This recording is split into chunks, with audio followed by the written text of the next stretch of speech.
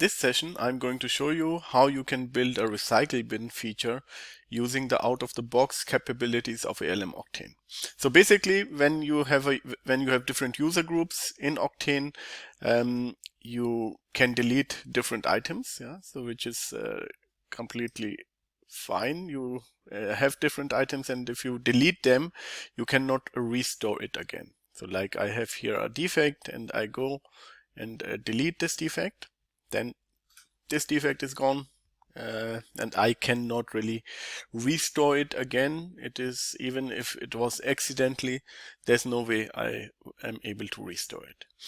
So the second approach would be to say, okay, let's disable items, the delete option. So nobody is able to delete any entity. All requests need to go through the admin. Is one option which may work, but in most of the cases, users create items and for draft purposes, or just to try something out, or they have accidentally duplicated items, so then they would like to delete it, and if they don't delete, they appear in the reporting and so on. So this could be a problem, and the way to solve is to use data access control. So here I have an example of a project where I am logged in as a normal tester user in this project, and I have added a field called to be deleted. So for instance, if this user tries to delete this defect, delete option is enabled. Even it was disabled, you could do it using this field. So let's try to delete first. You will see an alert message will come up, which will guide the user to do something. And the guidance is, if you want to delete this item, set the field to be deleted to yes. Okay, I say this is fine. Then I go here and set this field to be deleted. This is fine. I save it. Once this item is saved, I can refresh and it will disappear. So using data hiding or the data access control, I have hidden this item from the user group where I'm logged in. Me as an administrator, I have access to all the defects, and I can see those defects as well. So let me switch back to the grid view. And here I can see those defects. This is a 6021. 6021 was exactly the one which was deleted, and it is here. And if there is a ask for the user to restore it, I as an administrator can go here and say it's no longer deleted, and the user should be able to see it here directly. So it appears back again. And if they want to delete multiple items, you can select multiple items and go bulk update.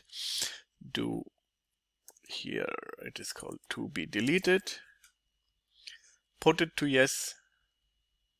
Update. Refresh. Now you see I have in total 49 defects. So those which I updated are deleted. Let's refresh again here. So you can see here this one is deleted, as well as one of the below ones.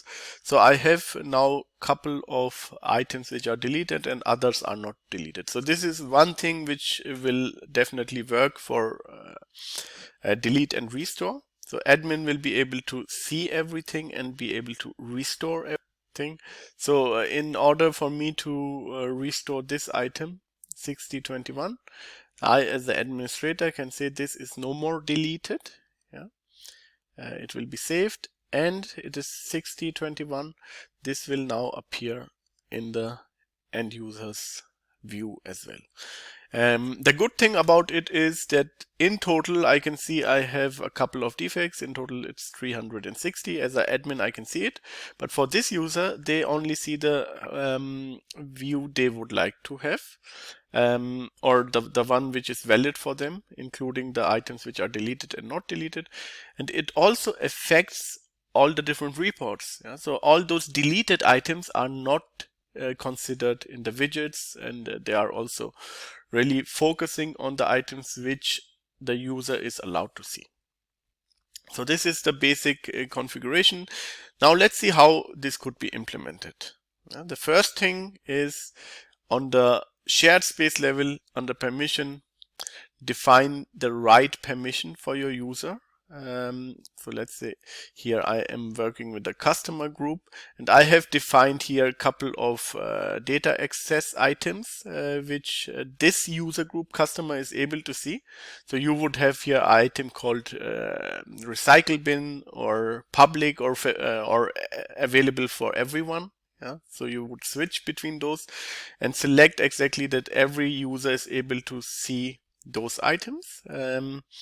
And once you have done it, you can go into the workspace itself, and in the workspace you decide here with first alerting the user if they would like to delete it, how to do it, and then once the user do this change on to be deleted and it is moved to yes, then set the value or clear the value in this case, so they will not see it anymore. And if it sets to no, like here, then set it back to public information, so everybody is able to see it. Here this public information is just an example. You can definitely select the items and the list as you like. I have maintained it in this way. These items I have created, you can only have two items. One would be for a recycle bin and the other one would be available for all, and you will switch between those two using the business rules.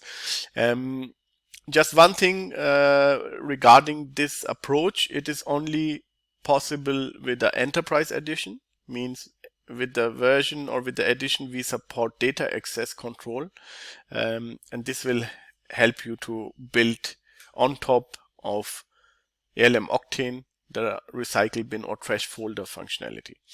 And also keep in mind it is currently supported, the data access control is currently supported for defect entity and for the test entities. So it means for all the test entities and defects you can implement this trash folder if you want.